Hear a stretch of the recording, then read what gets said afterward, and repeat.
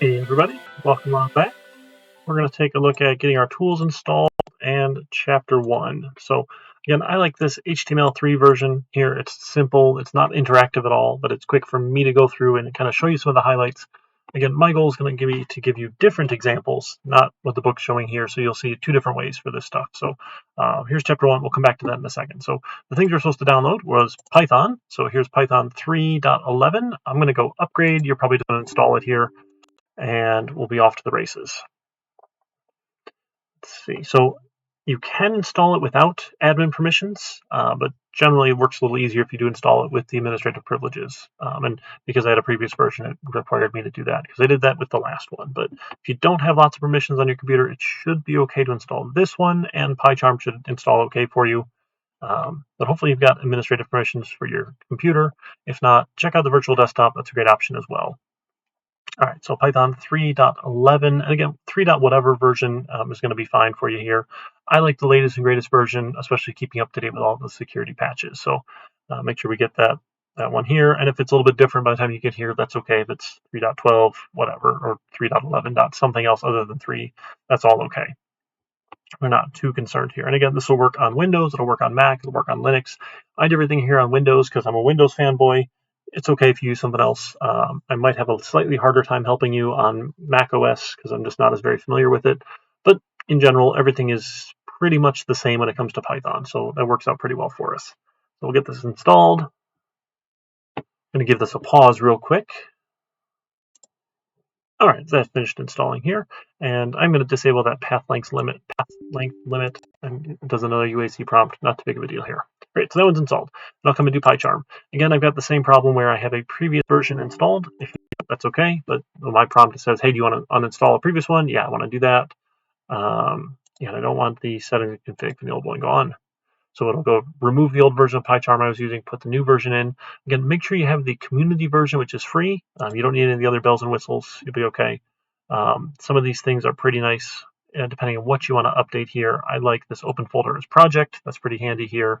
The desktop shortcut I never use. Associations are fun. So my Python files, .py files will open in PyCharm. That's great. And I don't need the bin folder to path. I think I already did that with the Python install. So we should be good here. So let me give this a pause. We'll come back in a second. Alrighty, and we're done running PyCharm here. So I'm going to say run PyCharm here when I'm done installing, and now we'll just go ahead and run it, and we'll take a look here. I'm just going to leave it open kind of behind the scenes while we come back to some of these basics, and then we'll come back and run our very first program here. It's a lot of fun. All right, let's see. So a couple things interesting here in chapter 1. It's all good reading here. Dr. Chuck does a great job of it, and you can check out his videos as well if you want to see it another way as well. Again, I don't want to read you his website because I know you folks know how to read. So just kind of getting started. Computers are complex machines, but they're actually pretty basic here. So you have to break things down into small steps for them. All of the interesting processing work, the brains of the computer are the CPU, the central processing unit. Memory is where stuff is stored while we're using it short term. So if you lose power, it goes away. So memory is short-term storage. And then long-term storage, this secondary memory is much slower. Things like flash drives, USB sticks, those sorts of things. They don't need power. You can keep the stuff there. It goes a lot slower. Input and output, great. Lots of stuff on the network. And yeah, for understanding programming, great. There's very particular syntax, like this idea of vocabulary and grammar for English to make sense. Same thing when it comes to Python. We have to do things very specifically so it understands what we're trying to tell it here. There's some reserved words that you can't use because they have special meanings to Python. So all of these words here have special meanings in Python, so we can't use them for other things. They're reserved for special things in Python, and we'll get to that later. So the print hello world is the very first program that anyone ever runs. I don't know why it's a classic. Someone started it a long time ago when we started teaching people how to write programming, how to teach people how to program, and we kind of stuck with it ever since. So we'll use this in our very first program, and it'll be our first exercise coming up, and we'll kind of build on it from there. So a couple of ways you can use Python. So he'll take you through a couple examples and some prompts where you get this triple arrow. That is the idle environment. So after you've installed Python, you go to this IDLE or idle here. So 3.11 is the latest version. I guess I never cleaned up my previous ones here. And you get this prompt. This is sort of what he was showing you here. Again, his example was from a while ago, 3.5, whatever. It's basically the same thing here. And you can start typing things in. So if you just start typing English here, some sentence, and you hit enter, it's going to give you a syntax error because it doesn't understand your syntax. That's what he's telling you here. But if you type in print hello world or copy paste like we do here, oh, sorry, I had a space. Oh, Python does not like spaces. I'm sorry. I did not. There we go. Indents. Python is very particular. But if you get it without spaces here, now it will show you something without those triple lines or those triple arrows. So you can see that's the output here. That was the input. And you can kind of have a conversation. Eventually you can quit when you're done. Fun stuff about Python is we like it because it makes sense to us as programmers. We don't need to turn it into computer instructions. Computers really only understand this machine language or binary, ones and zeros, bits. Really hard for people to work with bits. So we write higher level languages that let us not work with bits that essentially get turned into bits later. All sorts of cool languages do that. So generally, programming languages are interpreted or compiled. Just sort of depends how that goes. So interpreters read our code and then turn it into instructions for the computer on the fly. So we write Python code, and then the Python interpreter, the thing we installed, this python.exe. So if you open up like your command prompt, your terminal here, you have Python. I do dash question mark here, and it's, okay, here's Python 3.11. This is the Python executable is running on my computer here, and on Mac, whatever. This is the Python interpreter. This will read Python code and interpret it, which is pretty fun. So you can give Python values for it to remember. We'll get more to this next chapter. Don't worry too much about it here. But I can say, hey, x equals 6. You can assign the value 6 to the x variable, and then you can print x. And Python says, oh, you wanted me to store this thing over here in your x value. So when you say x, you really mean 6. That's all. And you can do arithmetic, which is lots of fun. Python's pretty good at that. But it's all interpreted here. A compiler has to have the entire program, and it turns that high-level code into machine language, essentially, that can be executed later. So compiled programs end up with exe or DLLs, these executables or dynamic link libraries, and you can't open them and make sense of them. So you can open up the source code that was then compiled into a program. Source code or compiled doesn't look like English, doesn't make any sense to us. Those machine language, right, doesn't look good for us. So we can do some fun stuff.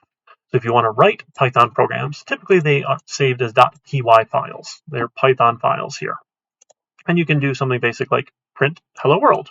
That's our first program. So in PyCharm is what I like to do with these. So let me go ahead and start a new project. Now, you can put your projects just about anywhere you want them. I have a very particular location for mine because I like to use GitHub. GitHub is a source control tool, which means it's made for storing source code. That's our programming code. So nothing that we compile, just the code behind the scenes itself, and things that can be compiled, or even code that can be interpreted directly. So I'm going to put everything in a repository. We'll get more to that, what that all means later. But that way you can see all of the code I write for examples out on a very handy website, which is really nice because Desire to Learn is not meant for code. It's kind of really gross to have get code out of Desire to Learn and deal with it and download it and copy paste it, and it's just ugly. Okay, so I'm going to put everything in this GitHub folder. We'll talk more about that in another video. Don't worry too much about it. Now you can use a new environment or you can use a previously configured interpreter. A good practice is to use these virtual environments. These virtual environments allow you to sort of have a standalone install of Python that we can do fun stuff with. It takes a little longer, but eventually we'll do things that make this useful. You can also do the previously configured interpreter and say, hey, I just want to use one that already exists. I don't need to make a new virtual environment. If your computer's a little slow, this takes a little bit more time. It is a good practice. So I've got a base one. Those are all my 3.10 ones. I think I do another 3.11. I want a 3.11 in here. That's okay. So that's why. Yeah, right here. So from C Python 3.11. Python.exe. So when it installed Python 3.11, it installed it to my C drive Python folder here. So I'm going to use this one. It'll make a new virtual environment stored in my repository here. It's great. Again, don't worry too much about it. It'll be okay. So I'll use this virtual environment. So it's essentially like a copy of Python that we can do stuff with. We don't have to worry about later. It won't make a lot of sense for a couple more chapters. It's okay. And then my favorite checkbox here is this one down here. This says create a main.py welcome script. If you don't have this, we have to add our own Python file. This means it'll add the Python file for us, which is really handy. So we'll do it the slow way first. So I'm going to come back up here, and now I have the path for this. This is going to be, I'm going to add a week 1 hello world. I'm going to give it a name of a folder here, and it's going to put everything inside of that for us, which is going to be great. So good and great. I'm going to do it in this window, so it'll close out what was behind the scenes here already, and it'll make my virtual environment. This generally goes pretty quick. It's kind of making a copy here for you, and it opens up. So I did not check that box. I'm going to show you the slow way here, and then we'll go back and look at the quick way, which is really nice. So it's done. This is all it does. We just have this blank window. So you got to come over to project here on the left. Then you can open up the folder here. Now we can right click the folder and say, hey, I want a new Python file. And we'll call this, I don't know, week 1. Don't worry about that pop-up for Git. It's okay. PyCharm knows all about Git and GitHub. We'll get to that later. So now I have a week 1 py file. I don't want anything in this virtual environment. Just ignore that. But I have week 1 py. Here now, let me zoom in a little bit for you. I can say print, and in parentheses, and then in quotes, hello world, exclamation mark. And I can click this little run button. I can right click and say run. I can go to the run menu and say run. There's like 3 different ways to do this. 4 if you count Shift F10, right? Usually I'll right click and run because that's kind of, my hand is on the mouse and it's handy. And I run it now down below. It's telling me exactly what PyCharm is doing. It's running the Python executable out of this virtual environment here, Python.exe, and it's telling Python, hey, please run this py file, this week1.py file. It does, and then I get my output here. It says hello world. So that was my first Python program. And having to add that myself was kind of obnoxious. So I'm going to do a new project again. And let's call this is week 1, hello world, easy. And I'm going to check this box, create a main py script. This is my favorite box here. We'll check this. We'll say, let's go ahead and do it and create. We'll go to this window. So it'll close out the last one here. Now it starts, and I get a main.py file here. It's got a bunch of stuff in it, and I don't really want any of this. It's okay. So I'm just going to hit Control-A to highlight it all and delete. It's gone, and now I can do my print hello world again. I'll zoom that in for you here. Print hello world. Try 2. Right, and I'll right-click and run. And it should run hello world try 2 down below, which is awesome. So it's nice when it makes the file for you. That's my favorite. That's how this works here. So that's our first Python program. That's it. Lots of cool things. He's got an example one. It doesn't really have to make sense. Again, he says this won't really make a lot of sense till chapter 10. It's okay. And then he's got some other little tips here, some building blocks of our programs, which is great. Lots of things can go wrong. So if we don't finish all of our quotes here, we get these red lines, and I try and run it, and I get these messages. Syntax error. You're not going to like syntax errors. They're going to be really annoying. So it means the Python interpreter can't understand the syntax because something doesn't match what it's expecting. So it says an unterminated string literal detected at line 1. Well, what's a string? Well, we haven't really got there yet. Strings are just a bunch of text inside of quotes. So I started one and never finished it. So if you start a parenthesis or start a string, you have to end the string. If you start a parenthesis, you have to end the parenthesis. Again, I have a red line there. I say run. It says parenthesis was never closed. Okay, so let me close it. Maybe add an extra one here. Let's give that one a run. And it says, hey, an unmatched closing parenthesis. And it tells you, hey, here at line 1, right where this little arrow is, was the problem.